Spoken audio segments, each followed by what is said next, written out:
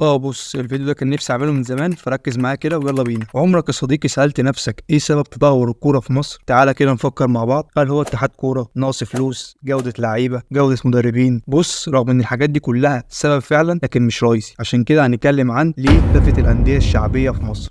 لو بصينا مع بعض كده على جدول الدوري المصري في نص الخمسينات، هنلاقي القاهرة داخلة بالأهلي والزمالك وترسانة، واسكندرية داخلة بالاتحاد والأولمبي والترام، واسماعيلية داخلة فرقتين الإسماعيلي وقناة، وبورسعيد بالمصري، وفي المنصورة، وفي منتخب السويس. بص كلها فرق جماهيرية إلا مثلا الترام، وبرده كان في نادي السكة الحديد ساعتها، هما بس اللي أندية شركات. وفضل الحال على كده حتى في الستينات، لحد ما جه السبعينات والثمانينات بدأ يبقى في أندية شركات بتطلع زي الكروم والبلاستيك والمقاولين العرب، بس كان عادي يعني. ولو جبنا جدول 90 91 هنلاقي الأندية كلها جماهيرية إلا نادي السكة الحديد والمقاولين العرب وكروم. أنت متخيل 15 فريق جماهيري وثلاثة بس أندية شركات لحد ما بدأت الألفينيات. وده جدول موسم 2003 2004. وتقريبا مصر كده اكتشفت بير بترول جديد، وبدأ يظهر في الدوري أندية شركات بترول زي بتروجيت وإنبي وبترول أسيوط، بس فضل الأندية الجماهيرية ليها النصيب الأكبر في الدوري لحد ما جينا موسم 2009 2010 وبدأت تكتر أندية الشركات. ولو جينا بصينا على الجدول نعد الأندية الجماهيرية وأندية الشركات، هيبقى الأهلي والزمالك والإسماعيلي والاتحاد والمصري والمنصورة وغزل المحلة أندية جماهيرية. وتقريبا الحكومة والجيش كانوا عارفين اللي فيه ثورة هتحصل، فنزلوا اطلاع الجيش والإنتاج الحربي وحرس الحدود واتحاد الشرطة، ده غير الجونة ومقاولين العرب وبتروجيت وإنبي وبترول أسيوط. يعني 9 أندية شركات، يعني نص الجدول. أنت ملاحظ معايا معدل الزيادة؟ لا اصبر، ده احنا لسه بنسخن. تعالى بقى معايا على الجدول السنة الجاية موسم 2024 بعد صعود نادي زد والجونة وبلدية المحلة، هيبقى فيه 6 فرق بس أندية جماهيرية و12 فريق أندية شركات، يعني ضعف الأندية الجماهيرية. أنت متخيل معايا كارثة اللي احنا داخلين فيها؟ لما تبقى بلدك تاريخية في كورة وأنت الدوري بتاعك معظمه أندية شركات أسست في الألفينيات، والأندية التاريخية والشعبية اللي فيهم أندية من قبل الأهلي والزمالك أساسا مش عارفة تصعد وبتختفي حرفيا، وأندية الشركات هي بس اللي تصعد. ما هو أصل الأندية الجماهيرية داخلها وبيع تيشيرتات وتذاكر الماتشات بس، إزاي هتقدر تجاري الاستثمار والأندية الاستثمارية؟ يعني انت عايز تقول لي ان الاستثمار ورجال الاعمال هم السبب؟ بص يا صديقي، الاستثمار وانديه الشركات ما يهمهاش حاجه في كوره اصلا. اصل ايه المستفاد ومكافاه الفوز بالدوري 300,000 جنيه بس؟ امال ايه الحكايه؟ الحكايه ان بدل ما يعمل اعلانات في التلفزيون او في اي حته تاني، يشتري نادي ويبقى هو راعي النادي ده ويسميه على اسم الشركه، ودي تبقى دعايه للشركه ارخص بكتير. كده كده 4 أو 5 سنين ويلعب ممتاز ويبقى الناس كلها عارفه الشركه. الموضوع عبثي لدرجه اللي ممكن في سنه من السنين تلاقي شايل عروسه وكوتونيل في الدوري. عبث اكتر من الذكاء الاصطناعي.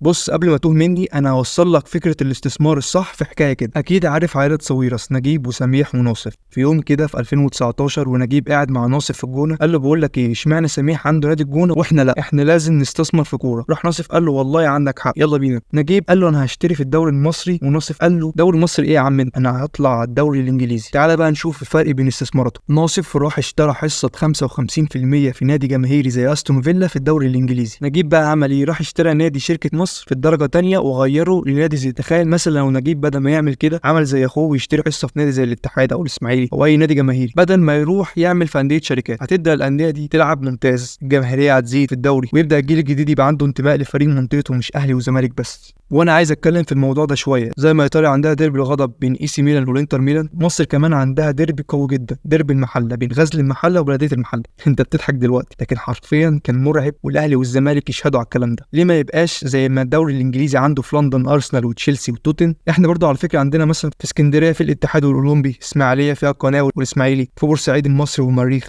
في المحله غزل المحله وبلديه المحله. ليه ما يبقاش في كل محافظه ناديين عندهم تاريخ بدل انديه الشركات؟ والمستثمر يقدر يستفيد برضه ويبقى هو راعي النادي ده، ولوجو الشركه هيبقى على التيشيرتات عادي جدا. ده غير الجماهيريه والشعبيه كلها في مصلحتهم ومصلحه الدوري والجماهير. ما هو انت لو ما عملتش كده هتلاقي مثلا راعي الاهلي هيشتري نادي ويعمله باسمه. لازم الاتحاد يراجع طريقه الاستثمار، بدل ما نصحى في يوم نلاقي ما فيش غير الاهلي والزمالك بس في الدوري وكلها انديه شركات. بدل ما تعملوا مؤتمر عن تطوير الكوره والدوري المصري في الاخر تغير شريط النتيجه من فوق، وحتى ما فيش ابداع وسرق اللوجو من لوجو دوري ابطال. نركز شويه على الانديه الجماهيريه يا جماعه لو عايزين دوري محترم. بس كده، سلام.